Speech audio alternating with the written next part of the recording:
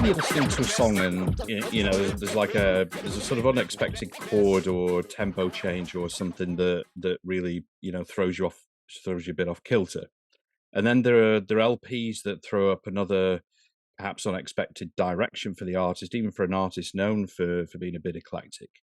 And there's maybe some influences that you hadn't heard before. And then there are LPs where the LP as a whole is just kind of whacko eclectic. And then there's my guest band, Psymon Spine, who really sort of take it a step further and shift ground mid-song, like it's as natural as making a cup of tea. And of course, like why not? Break the mold, paddle against the tide, and all that. I mean, for example, take their ridiculously good new LP, Heady Bod Connector, and if I take the track AntiMatter Kid, whose sounds, and I'm going to break all my sort of anti-genre rules here. It veers from kind of like sort of psychedelic rock to punk rock to indie rock with the most like amazing kind of guitar in there. It's kind of like the Osees on ketamine. Not that I would know what that's like, of course. Into a kind of 80s blame it on the boogie disco fest. And by the way, it's absolutely coincidental, I assure you, and serendipitous that the K reference resurfaces, just a couple of tracks down with the track Ketamine Hot Tub. And those feelings that you get from music where it sort of shapeshifts you around is really what it's all about. In a way, it sort of feels to me like Psymon Spine has a sort of personality and identity of its own, as distinct from the band members. And kind of maybe that's a bit too wacky to sort of contemplate as recording on a Friday afternoon, but maybe it does run its own Instagram page. Imagine what that would be like. I think I was a bit tired when I was working out this intro. Anyway, anyway, I'm gonna be talking to my guest about how his mindset and all that good stuff helps him sort of navigate this rather fucked up world. So it's a massive welcome to brother Michael Radinsky to the show. Michael, thanks so much. Welcome, and thanks for coming on. Yeah, thanks for having me, dude. I'm stoked to be here. That was a really sick intro. I love that.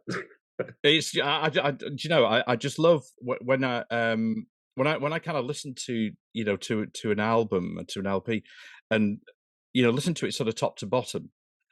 Mhm. Kind of like what it really makes me feel, because we live in this sort of I guess kind of like single and playlist oriented world, and then to listen to it top to bottom, I feel like it gives me a kind of insight into, or it helps me perhaps understand what's going through the artist's mind as they're sort of putting it all together. I'll probably get it all wrong, but you know what I mean?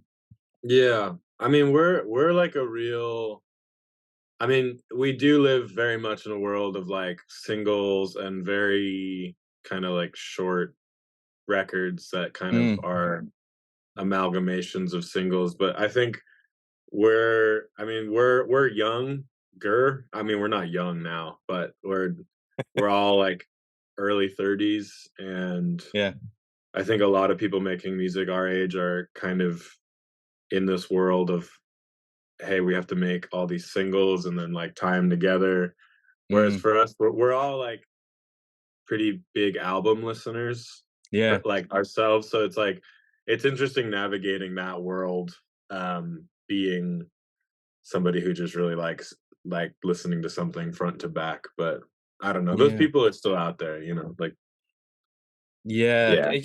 it's a weird kind of thing sometimes, isn't it? I don't know whether it's just like the whether it's me sort of getting older, whether it's the world that we live in, but there's so many kind of, I suppose, sort of paradoxes. And kind of music is just such a big one. Like you're saying there, it's a kind of like it's a sort of singles and playlist world, but then you're kind of who you are, your kind of like your makeup makes you want to, you prefer listening to the whole kind of thing, and that's how you presumably sort of would prefer to create. Yeah, I mean, I think like the beauty of it is we've kind of I like to think that we're still able to write songs that are singles. So Yeah, like yeah, yeah, true, if yeah. if you want to just get your toes wet in the pool of Yeah, Psymon Spine for 30 minutes, you can. you can. But if you come to a show and you like what you see, you can get like the full hour album if you want, you know? Yeah, yeah.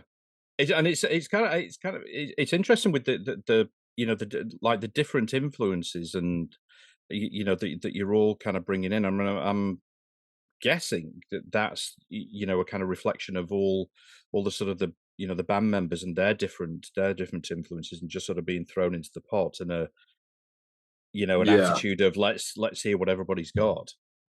Yeah, I mean, we do like the core writing for this last album was me, Noah, and Peter.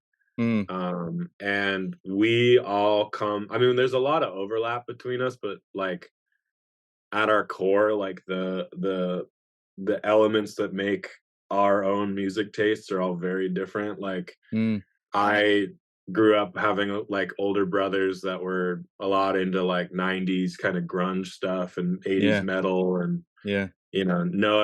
Noah has like a little bit more of like a, I mean, yeah, like the breakdowns are weird. It's funny, and Mm, then you kind of get this like we our first album that came out years ago, you can really hear like the chaos of just trying to shove all of these different influences together, and we've gotten a lot better at kind of like knowing what influences to lean on for what songs. And mm. yeah, it is kind of a cacophony of influence that kind of results in this really hard to describe what we actually sound like in the Yeah, and do you know, I think I sort of mentioned in my intro about genre, and Mhm. and like my kind of thinking is that it's sort of been used by in a bit of a, I'd say a kind of at best a lazy way by the industry.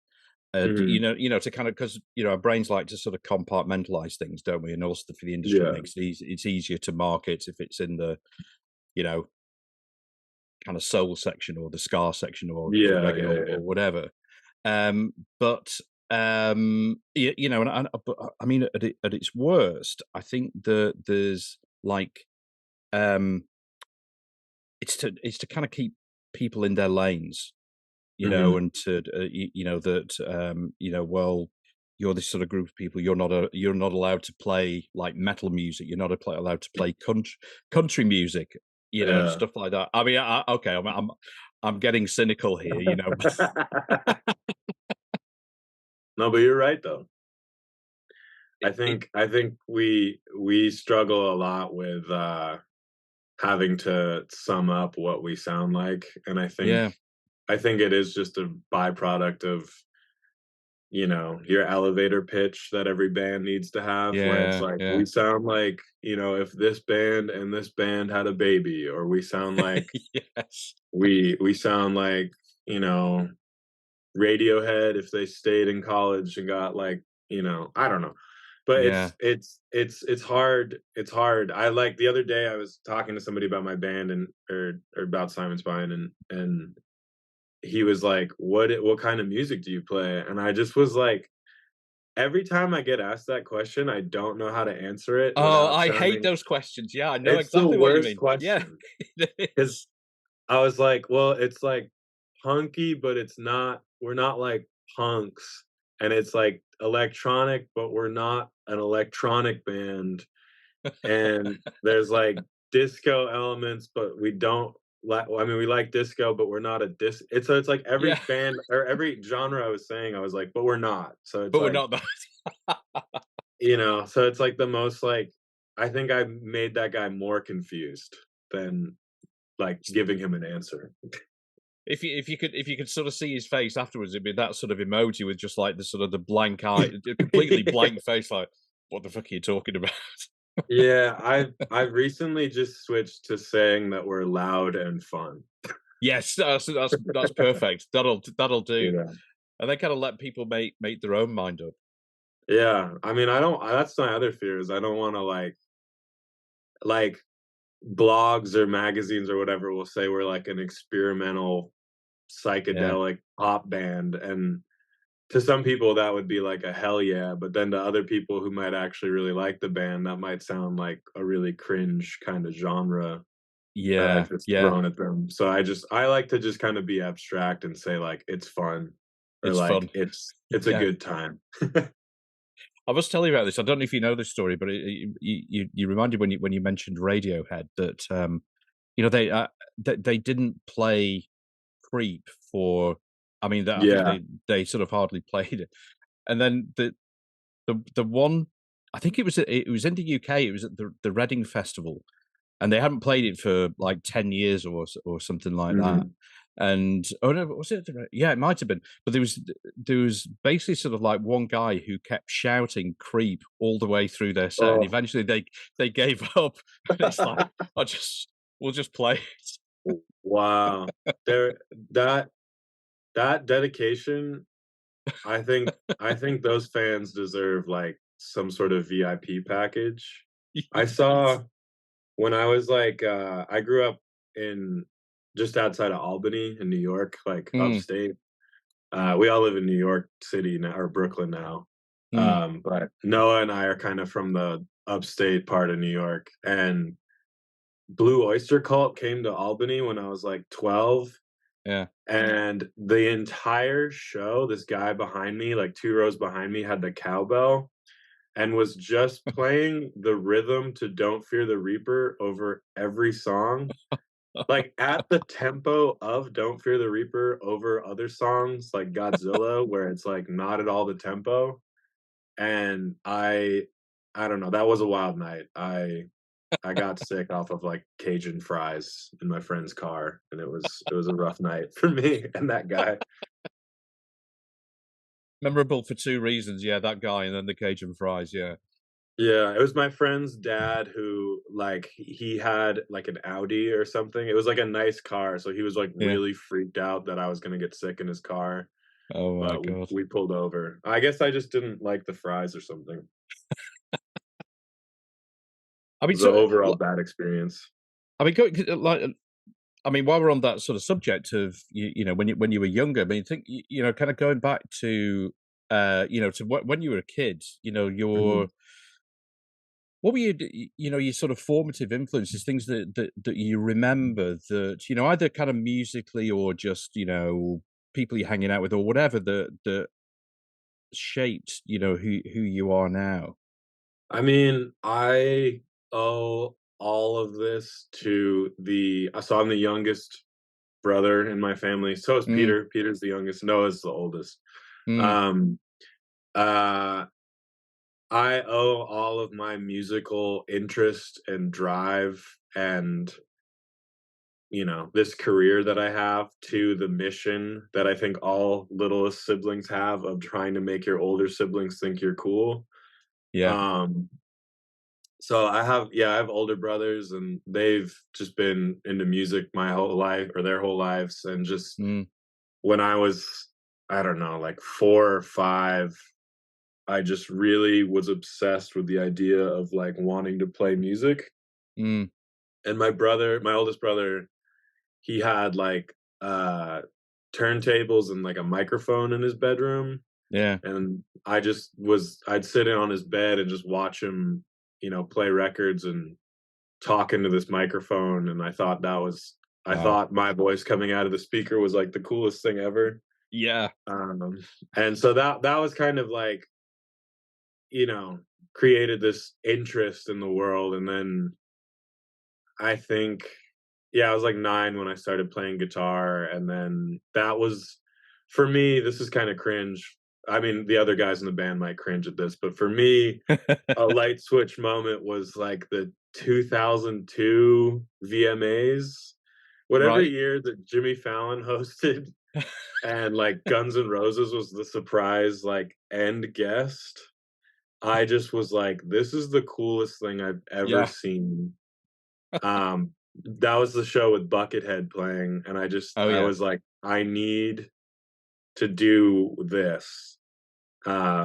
And that was kind of what got the ball rolling for me was like, okay, like I kind of know how to play guitar and Guns N' Roses is cool, so let me keep Yeah. going here. And Yeah. then I kind of went chronologically too. Then it was like I got really into Guns N' Roses, and then I got Mm. really into Nirvana. So I was like, what is that, 15 years behind?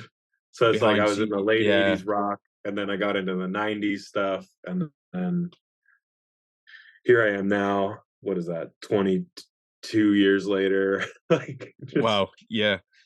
And you're kind of just listening to the Strokes' first album now. yeah, yeah. You're just kinda getting into There's that. this band. They're crazy, man. They're called The Strokes, and they're gonna be big. It's funny about those awards. I remember doing like in the UK, there was this I think they were called like the Brit Awards that Mm, ran in through the through the 90s. And there was it was a great moment. The band the KLF, which is kind of Bill Drummond and Billy Corty, they were big like around the sort of late 80s and early early to sort of mid 90s. People became mhm, huge. They did a lot of sampling. um I think in their sort of previous form as the Justified Ancients of Mumu, they were doing a lot of, kind of like around about 87 sort of illegal sampling. Well, it was legal at the time. And they came out to play the finale at these sort of Brit Awards. I forget, it might have been 92 or something like that. And mhm. they brought out this basically like a thrash band, kind Sick. of like sort of crusty thrash band, Extreme Noise Terror. Hell yeah. It was but basically there was there's like Extreme Noise Terror, Napalm Death, Carcass, that kind of Yeah, like sort of yeah. feel, and it was just incredible. It was just like completely unexpected. They kept it under wraps, and it was just Dude. like people just like people in the audience like what the fuck. Yeah, I mean, I don't know what the music industry looks like 10 years from now, but if we're ever on any sort of award show, I would love to just do something psychotic like that. Like Yes. there's that great story of like Nirvana winning like album of the year, and they hired like a Michael Jackson impersonator to go up and accept the award for that. Like I want to do something like that just to kind of point out how silly it all How is. silly it is. Yeah, totally, totally. So going, when when you kind of like getting into music or sort of start playing your kind of instruments, because it's interesting because and forming your sort of musical influences. I remember like when I was a kid, like I was sort of classically trained, and then Mm, I kind of I was sort of feeling like I was sort of pushed into it a little bit by my dad, and never really. So I didn't feel like I sort of owned it, if yeah. that makes sense, and then I kind of got into punk music, like the Ramones was my sort of first love, and then all the Hell Black yeah. Flags and Husker Du, and kind of bands Sick. like that. And I could never reconcile the two, the classical and the kind Yeah. of like the hardcore stuff. Yeah, I mean, it's like it's weird how it kind of blends together when you kind of get into like a creative mode. Like Mm, you regardless of like I feel like I draw on like inspirations from all over, and it definitely took a long time to feel comfortable doing that because I know what mm, you mean. Like there were things in my life where it's like as we kind of got more into like the experimental side, it was like I don't know any of this stuff. Like I don't really get this stuff. Like I'm kind of mm, more like the hits of 70s, 80s and today, like yeah. kind of background, and you know, you get yeah, you just get over time you get more into that stuff, and you're able to kind of put it together, you know. When you were feeling that, was it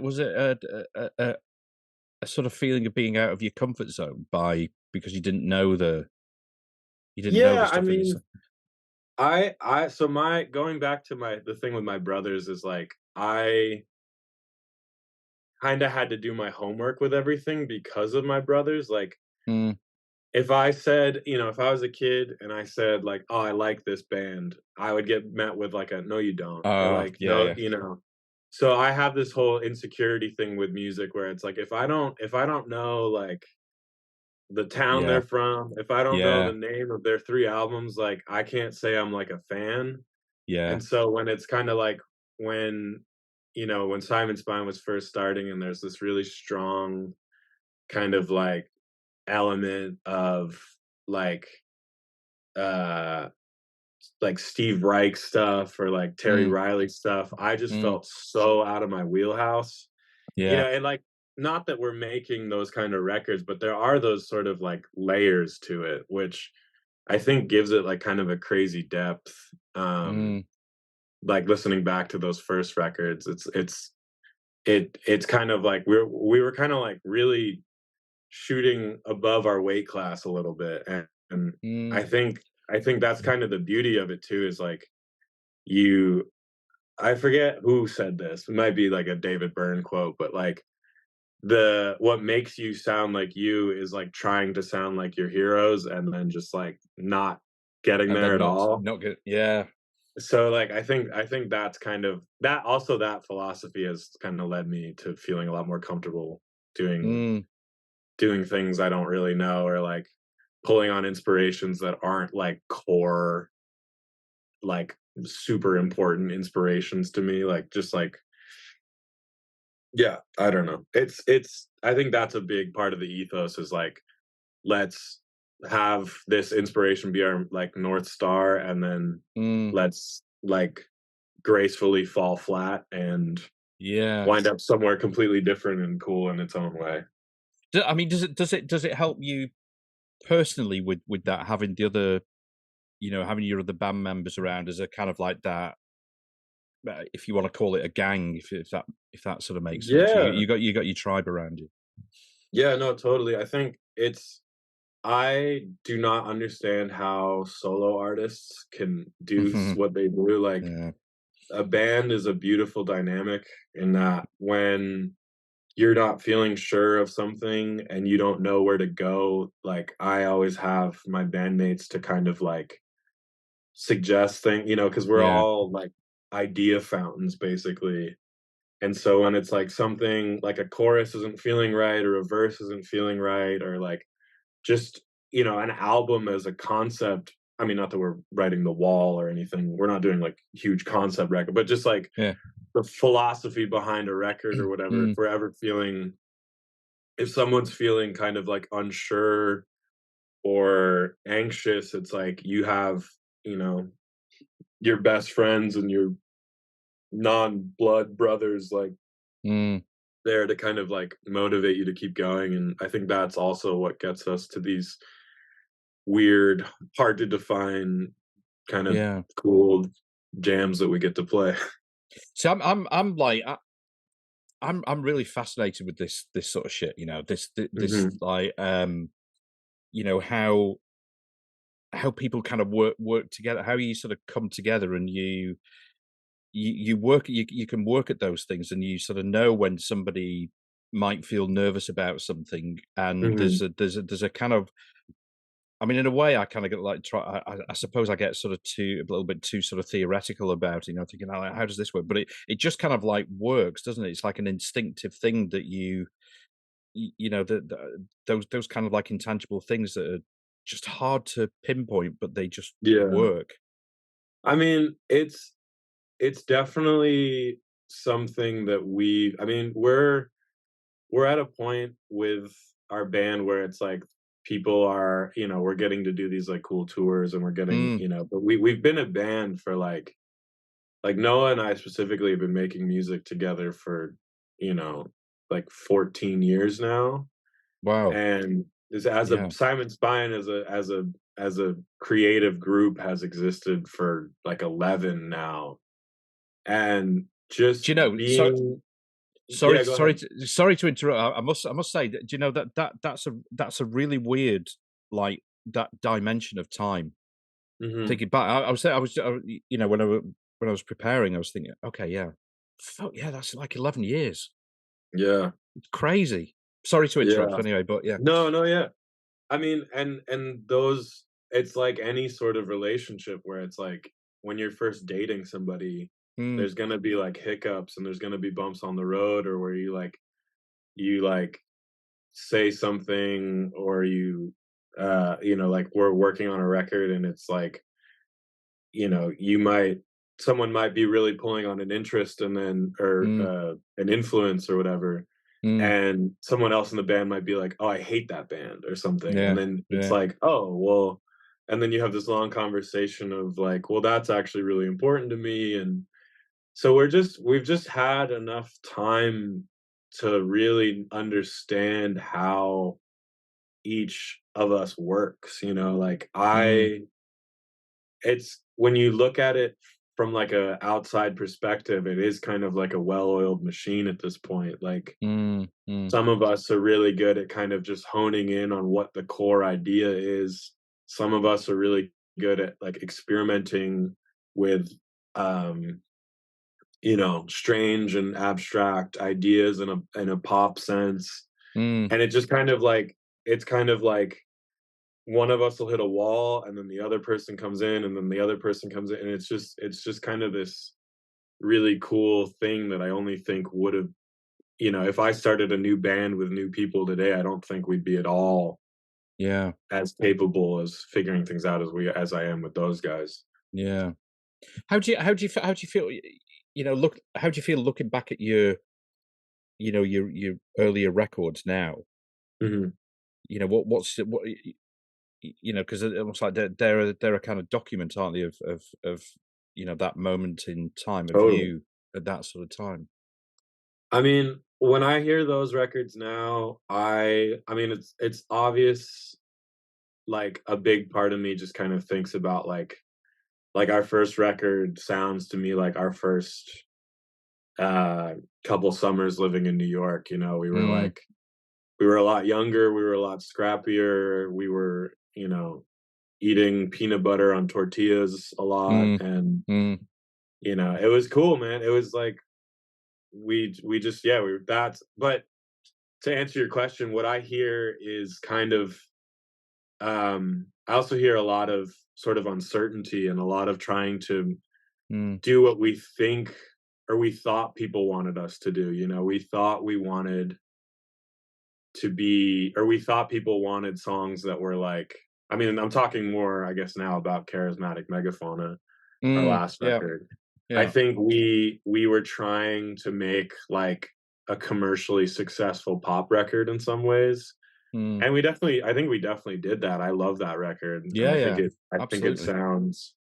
it sounds like life before COVID to me in a lot of ways and life during COVID in a lot of ways. And Mm, I think with Head Body Connector we've just gotten more and we also yeah, we just kind of started working on the new one mm. this past February. And I just kind of what I hear is a trackable level of confidence. Like the first Yeah. record is great and it's chaotic, but it sounds like it doesn't know who it wants to be. Mm, The second record sounds great and it's a little bit less chaotic. And we thought we were gonna try to like be a pop band and mm, then l- going back to that David Byrne thing, kind of falling short, but then landing somewhere like really interesting and cool. mm. And then Head Body Connector, I feel like was the first record where we were able to kind of like confidently freak it. Yeah, Like we just kind of were like, this song is this. We're gonna sing about being in a hot tub. We're gonna sing mm, about, you know, yeah. I think that's kind of like when I hear the albums, that's the first thing I hear is just sort of like, oh yeah, this is like 23-year-old us, and we're yeah, kind of yeah, scared and in New York and trying to make it, and then this is 27-year-old us, and this is us trying to be a pop band, and then Head yeah, Body is like a kind of the same thing that happens just when you turn 30 is you start caring yeah. less about like what people think. What people think. Yeah. It's really interesting. Again, I mean, it sort of reminds me of that that quote from Nelson Mandela when he said that you only have to to go back to a place or something that hasn't changed to see how much you've changed yourself, Mm. and it's kind of Whoa. like, okay, so yeah, so it's like that, that record, you've just hit the nail on the head, saying that, okay, that I can see now with who I am now, that is, there's uncertainty, some uncertainty in that. There's some abandon, freedom with it, maybe. I Yeah. don't know, all those different sort of things that you can see more, probably more clearly now. Yeah, and to quote somebody who is like Nelson Mandela, there's that Ferris Bueller quote, where he's in the shower and he's like, if you don't, I don't remember what it is, but it's like, if you don't take a second to look around, you might like miss everything. Or I just botched that really bad. But that's the other thing I feel is like, you know, having been in this band for so long, if I just kind of go forward day to day, I mean, I am someone that operates with like a huge level of nostalgia, so this is kind of hard for Mm, me to do. But if I were to go forward and not look back at all, I would kind of just feel like I'm in the same place. Like I would just be mm, like, oh, I'm still living in New York. I'm still, trying to, get this one show I've been trying to get, or like mm, I want to do this one record that we haven't been quite able to figure out. But mm. then when you look back, it's really, you know, like incredible what we've, I mean, not to toot my own horn or our own horn, but um it's kind of crazy, like all the stuff we've done over these past 10 years now, like Yeah, touring and absolutely. playing at shows. It's kind of like it's easy at times for me to get emotional thinking about it too, like just Yeah, being I'm like sure. Yeah, playing being excited of playing in New York, and then I don't know, like we're flying to England on Monday to play yeah, shows in Europe. Like it yeah. feels cool. I don't know. Little Yeah, no, sincerity for you. well, yeah. Well, I mean, I mean, it's very personal, isn't it? It's your thing, and it's something that you're, justifiably very proud of what Yeah. you've, where you started and where you are now.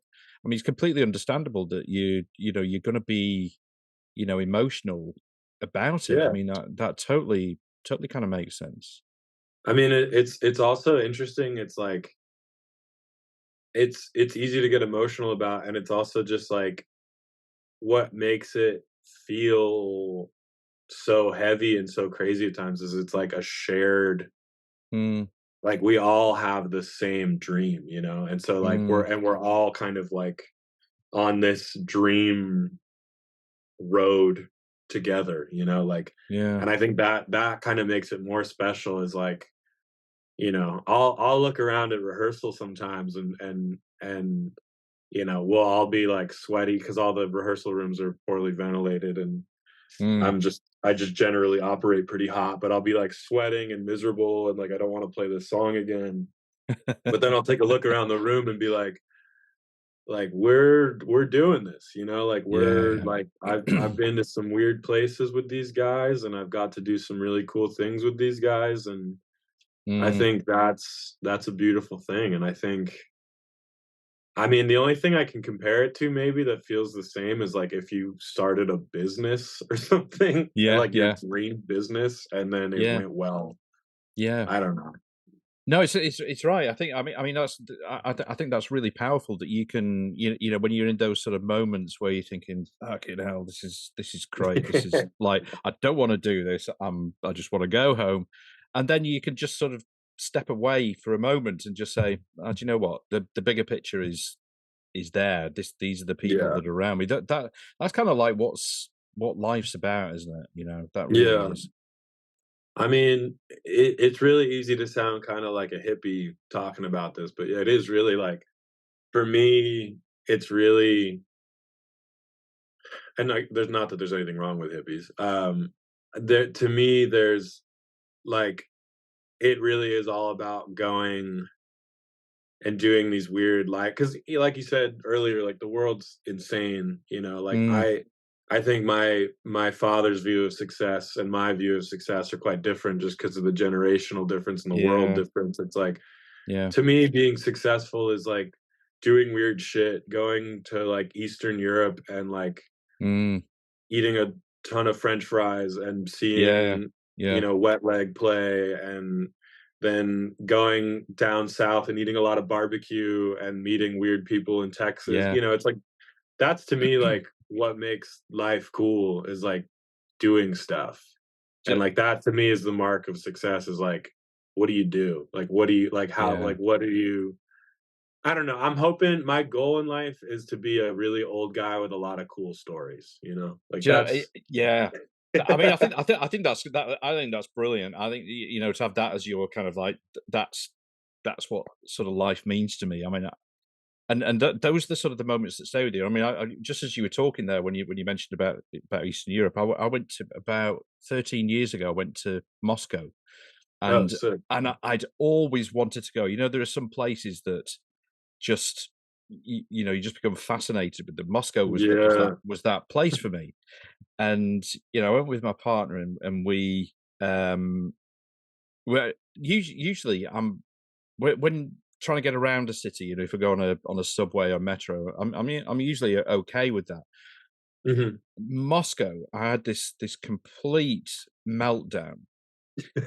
'Cause we were trying to get somewhere, and it was like the metro sat inside the metro. The metros are beautiful there. There's just like these Yeah, really ornate very. buildings, yeah. But they have these sort of signs, obviously, kind of like in Cyrillic, and the lines are quite close together with arrows pointing at. And I was just finding it really hard to understand. But basically, we're trying to get to this place, and we ended up at the starting place like 4 times. Wow. And we, and it was like, I don't know if you ever that sort of Roald Dahl TV series, Tales of the Unexpected. It was it was Oh, like these really kind of wacky sort of things happening, and it was just like we were just in this vortex that we couldn't get out of, and I was just like, yeah. "Oh, I need to get the fuck out of it." But that was 11 Dude, years Roald ago. I still Dahl remember loves. it, and survived. Yeah, I mean, that's that's kinda like what it's but, like, even that story has so much more value to it than, like, I don't know, like a $5 bill. Like, Totally, it's funny totally. to think, like, the currency of experience and, like, how that shapes you as a person and how 'cause it's all like a feedback loop, you know? Like, it's like I grew up I mean, I still am kind of a wallflower a lot of ways. Like, I Mm, am like I would say I am the most introverted one in Psymon Spine, maybe. mm. That feels like a bold claim, but I might own up to that. Um, like, I feel like just doing being on the road and playing these shows and writing these records and going, you know, over lockdown, it was kind of like the first time in my life I got to live what I thought being like a full-time musician would be, because it was like Mm, the government was like paying us to just like live, and that was yeah, cool. yeah. Um, and so we were doing these like trips out of the city, like doing a lot of planning and or whatever. I mean, I'm kind of on a tangent now, but No, no, no. just It's like okay. It's cool. No, it's good. getting out and going to these cool places and just writing music in these weird places and you know getting living in a van for five Mm, days at a time without taking a break or mm, 2 weeks at a time, and you kind of you're able to process the world differently than if you just got up and like went to work every day, like yeah, because yeah, yeah. that to me has had so many creative impacts. Like I've just gotten to see so much of the world and so much different music and so many different kind of styles of doing this thing that we do, but then also like being in those positions has like challenged my just standard operating procedure on how I live, and I definitely Mm, feel like it's made me a better person. Like I'm just mm, more, you know, I feel like touring made me better at adapting to weird situations or yeah, being comfortable saying the thing that I'm afraid of saying. And I think for like being a quiet guy, that was like yeah. complete, like, you couldn't put a price tag on that stuff for No, me. I totally hear you. I mean, a lot of what you're saying there completely, I completely identify with. I mean, like, I mean, my natural nature is probably the same as yours, sort of quite introverted, and Mhm. like when I was a kid, I was really shy, and Yeah. I think even now, I mean, you kind of like adapt, don't you? And you kind of get over certain things. But still, now there are certain situations that I'd rather not be in. Yeah. I just Yes. kind of like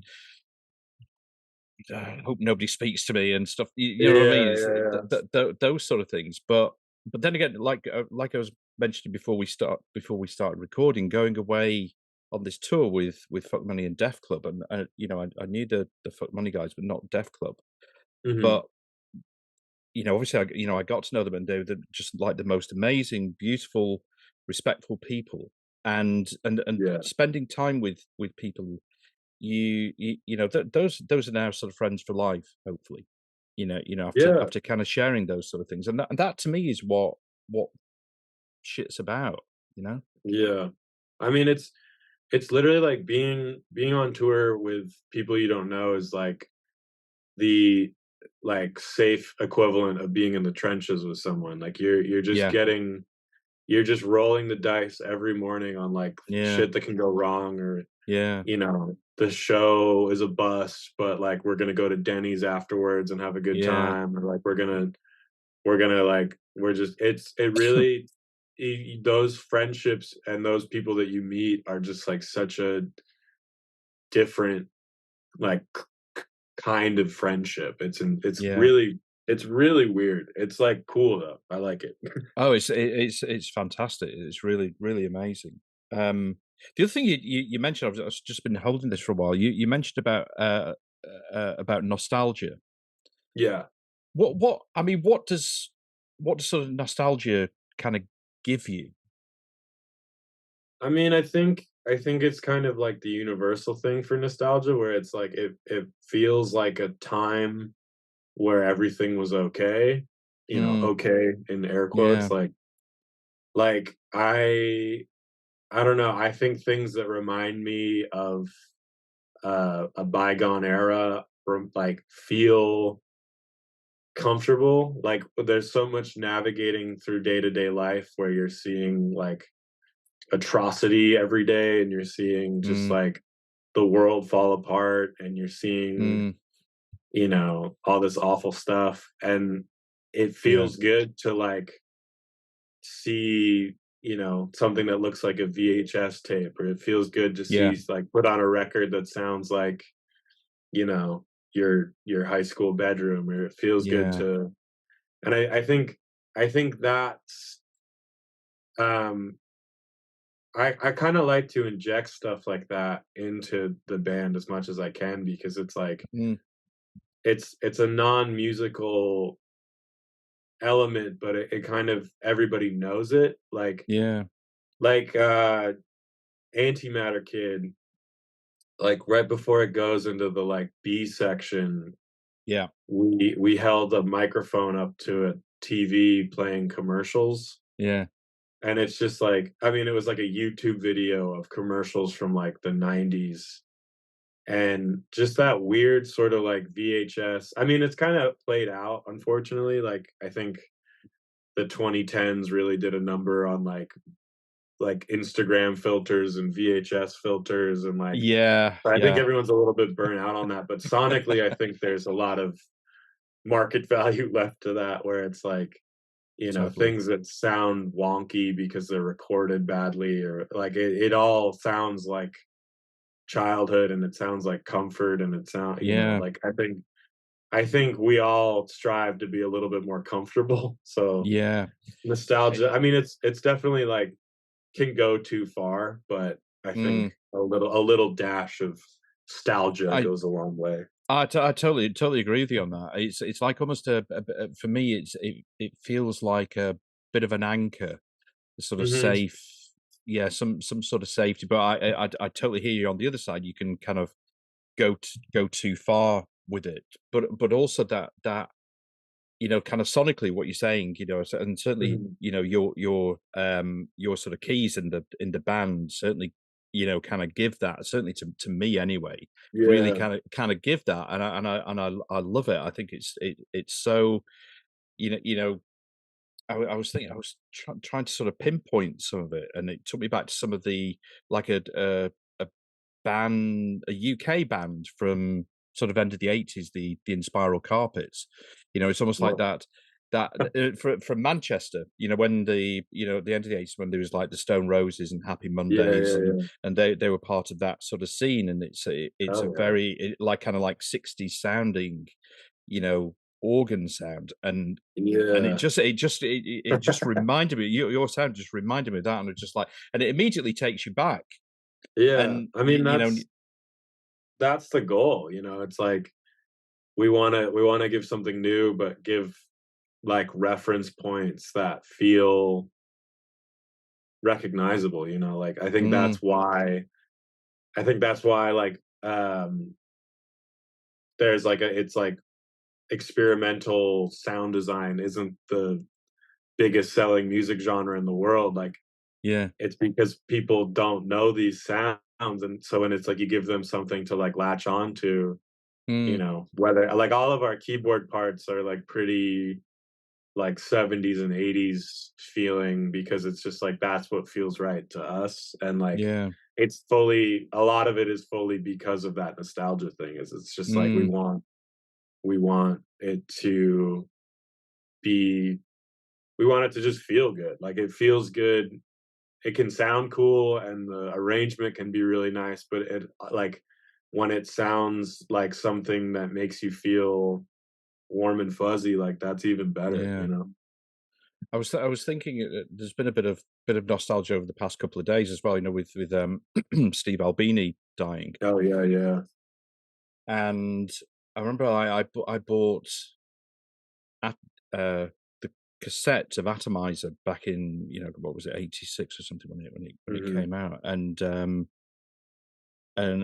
that, like, my favorite song on that is Bazooka Joe, and when it starts with Mm, that very, like, spoken word, he's just sort of talking, and then it's sort of talking about VHS and that kind of like vintage almost, and then there's yeah. like, it's sort of interspersed with this sort of talking. It sounds like it's coming through, I don't know, like a about sort of 3 layers of socks or something like that, and it's just fucking really cool, and it Yeah. immediately took me back to my kind of student days. Like, I was like, wow, it's just amazing. Yeah, I mean, Albini is like I kind of we all wear the engineer hat a little bit in this band, but Mm, I'm kind of the, like, in-house dork, like, I'm the yeah, yeah, engineer and the mixer for the band, and yeah, Albini, like, In Utero and, like, those records, like, Jesus Lizard and stuff, like, yeah, those were super important records to me, and mm, his sort of, like, kinda, like, just put, like he was just kinda about capturing, like, the moment and the performance, and I think those kind of mindsets go a long way of just, like, you know and also, like, kind of even in a modern sense too, like that sort of ethos. It's like James Murphy from LCD has that kind of mm. same, just put a microphone in front of it and it'll sound cool. And it always does. Like It always it's does. just this like intense level of not overthinking things always yields like the best result. And Mm, I think just to take a moment for Steve here, just to like yeah, that is like such a important thing to remember for you know, audio engineering and just life in general. Just like don't just like the simplest approach and like whatever's gonna capture it the best is just gonna be the absolutely. the ideal. Yeah, that's really well said. Really well said. Such an important guy, and yeah, very, very, very sad. I Yeah. was, Yeah. I feel sort of fortunate to have seen him with Shellac. Was it Oh man. maybe? I think it was maybe 2000. It was probably just before COVID, so probably 2019 when he came over to the UK with Shellac. Damn. And he That's was, I mean, between songs, he was so funny between songs, so funny. no, Just he's That dude was really funny. He made me I never got to see him play, um, but I've definitely consumed, like, dozens of hours of A lot of Albini us. YouTube content. Yeah.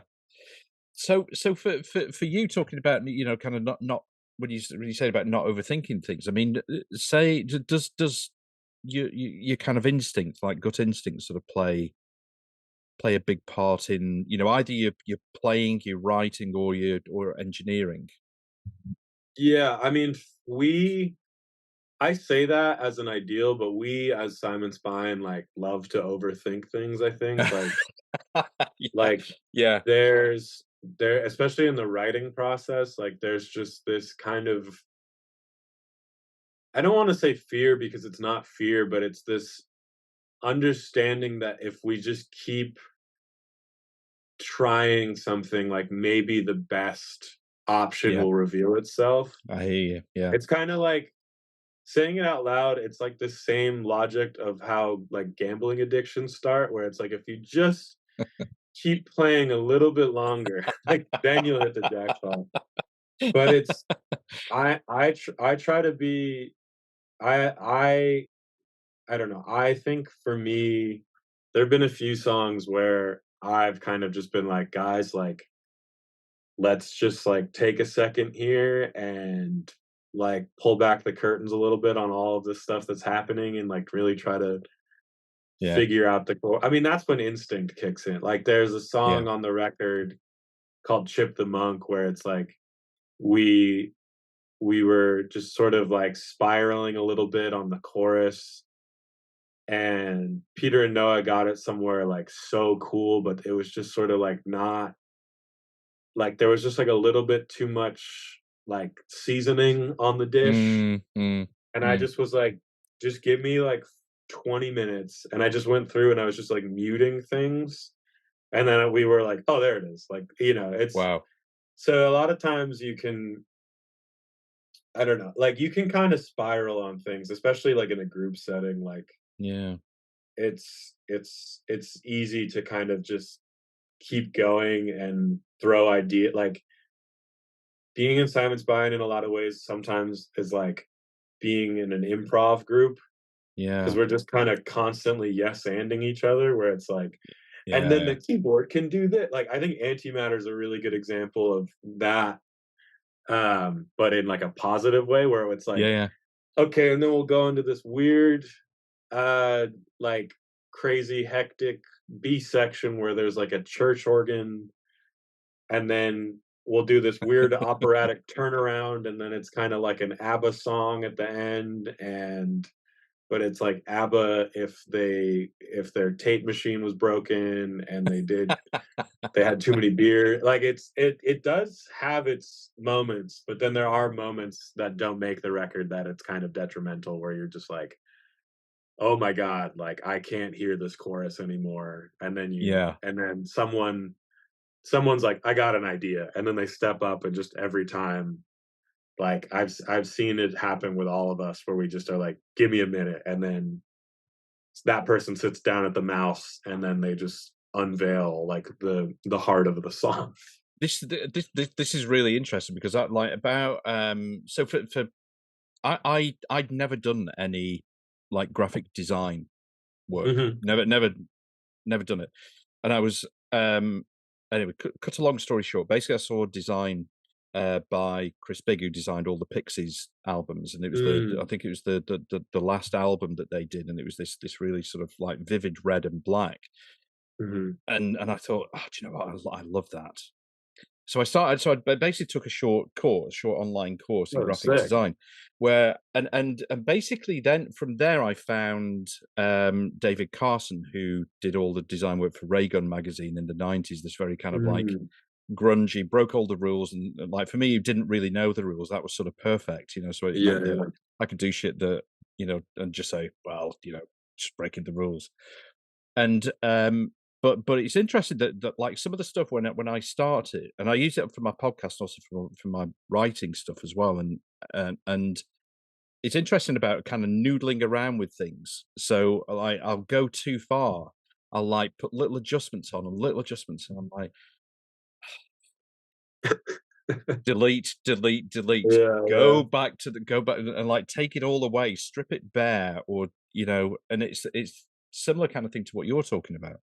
Yeah, I mean, there is this kind of I was kind of being annoying on the last record because I kept saying this thing where it was like I forget what I was saying, but it was like first idea, best idea, Mm, like let that sort of like pure raw kind of yeah, translation of your brain onto this guitar or this keyboard, like let yeah, that be what is your kind of like center yeah, yeah, yeah. and and that's I don't want to say that always works, but it usually is like what feels the best, when Yes, you kind of like yes and yourself 25 times and you yeah. have like all these layers that you don't really need, like it really I don't know, it's just interesting that you can kind of keep I going and not trust yourself that hard. Not trust yourself with it. Yeah, well, it's kind of similar in a way to this. I don't know if you've ever done stream of consciousness writing. It No. so it's basically the same kind of thing with writing. You kind of get a subject or something, and then Mhm. you just have to just write without thinking. Oh, sick. So you can't even you shouldn't. I mean, you shouldn't sort of take a break or you know, write something and then think, you just write whatever. Yeah. And it's that same thing that whatever comes out is what's going on in your Ah, mind. It's crazy stuff, honestly. that's Scary cool. sometimes. Yeah, I mean, I feel like there's the music equivalent of that is for us is like the voice memos, like Yeah, just like putting like having any sort of like uh key idea and then just sort of noodling on top of that usually kind of yields like a similar result of like how did I end up here or how did yeah. I and yeah, that's cool. I'm gonna try that. Try that one. It's really interesting. It's really interesting. Sure. Hell yeah. Anyway, Michael, thanks so Yes. much. Yeah, Thanks thanks so so much for much for having this. me. This is really, really great. It's really great conversation, Yeah. honestly. Loved it.